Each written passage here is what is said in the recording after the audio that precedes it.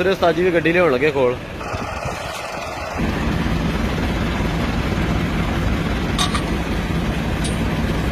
है जी अपना जिस तरीके नाल चकनी उस तरीके नाल दोवां हाइड्रोलिक दियां फट्टियां जिहड़ियां पाईयां जी, फट्टियां वा ते इन्हां दे उत्तों दी पा के गंढ मारनगे इहनूं, फिर दोवां दा हाइड्रोलिक इकट्ठा चक्कणगे उत्ते।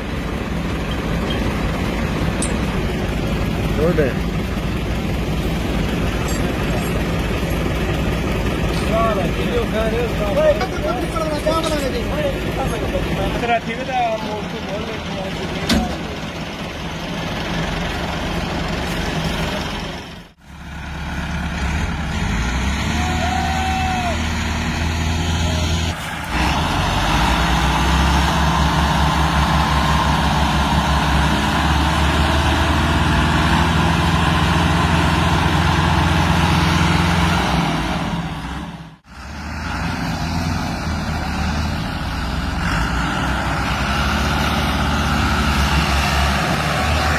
जिंदाबाद।